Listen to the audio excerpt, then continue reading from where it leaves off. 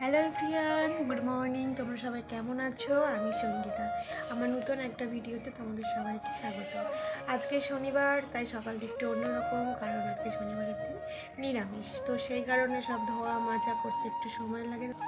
জানো তো, শনিবার আসলেই মনে হয় যে সে আমরা ছোটোবেলায় পড়তাম না, আজ মঙ্গলবার পাড়ার জঙ্গল সাফ করার দিন। তো আমার সেটা মনে হয় আজ শনিবার ঘরের জঙ্গল সাফ করার দিন।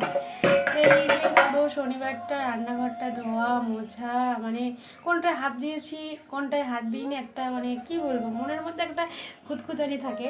তো সব কিছু ধোয়া মাজা করে তারপরে শনিবারের দিন রান্না বান্না করা, মানে এমনকি এক কাপ চাও করি না সব কিছু না ধুয়ে। অনেক দিন কী করি, রাতের বেলা অনেকটা করি, গুছিয়ে রাখি, কিন্তু কালকে আর সেটা হয়নি। এই কারণে আজকে দেখো এক বেসিন বাসন আর একটুখানি একটা বেসিন। তো যাই হোক, আমি কাজকর্মগুলো সেরে নিই, বুঝলে? না সারলে তো দেরি হয়ে যাবে। তোমাদের সাথে গল্প করতে শুরু করলে গল্পটা তো আর থামে না। তো আমার মনে হচ্ছে ব্লগ ভিডিও করে বেশ ভালোই হচ্ছে। সারাদিন যে কাজকর্মগুলো করছি সেটা তোমাদের সাথে শেয়ারও করছি, আর তার সাথে সাথে আমার কিছু মনের কথা সেগুলোও তোমাদের সাথে শেয়ার করতে পারছি। এটা আমার কাছে একটা বড় পাওয়াই বটে। তো চলো, থালা বাসনগুলো ধুয়ে এই যে গ্যাসটা একটু মুছে নিলাম, তারপরে সবজি কাটতে বসলাম। কয়েকটা ভেন্ডি ছিল। এই বছরে না, সত্যি কথা বলতে কি, আমি ভেন্ডি খাইনি।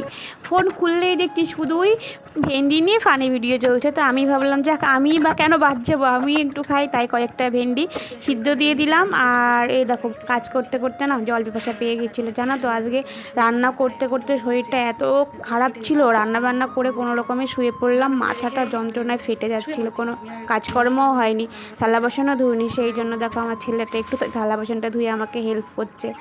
এর মধ্যে আবার একটা দিদি ফোন করেছে, বলছেন তোদের বাড়িতে যাচ্ছি। আমরা কি বললো, ঠিক আছে আসো। তো ওদের আসার কথা শুনে দেখো ঘরদোরগুলো একটু গুছিয়ে নিলাম, কারণ সারাদিন তো অগোছালো ছিল। এই যে বলতে বলতে সব চলেও এসেছে। এই একটা আমার মেয়েই বলতে পারো, আমাকে বলে মাসি। আর এই যে আমার দিদি বলতে ঠিক আপন না, কারণ আমি একাই। এইগুলো হচ্ছে সব আমার আতানো পাতানো, মানে ওই যে সম্পর্ক হয়ে যায় না একটা সময়, সেই রকম। তবে এখন ভীষণই আপন ওরা।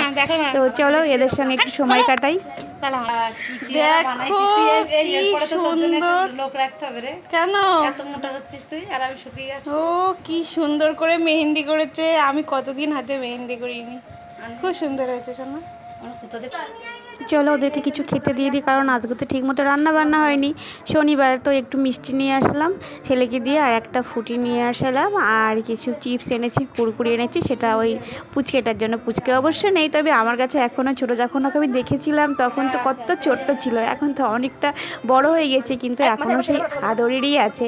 তো চলো, ওরা একটু খেয়ে দিইনি। কার দিয়ে ছেলে আবার একটা ফ্রিজে রসগোল্লা ছিল, বলছে মাসিকে দাও। এদিকে আবার দিদির আমার রান্নাঘরটা খুব পছন্দ হয়েছে, দেখো কি।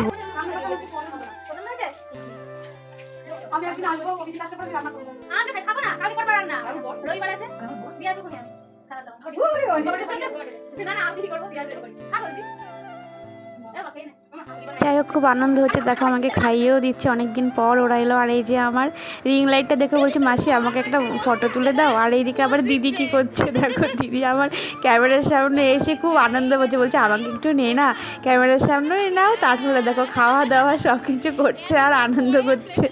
তো যাই হোক, ওরা এসেছে, সত্যি আমি খুব খুশি। দুটা সময় খুব আনন্দ করলাম, মনটা একটু ঠিক হয়ে গেল, অবশ্যই শরীরটাও ঠিক হয়ে গেল তার সাথে সাথে। তো ভিডিওটা কেমন লাগলো অবশ্যই জানিও। ওদেরকেও টাটা, আর তোমাদেরকেও টাটা, বাই।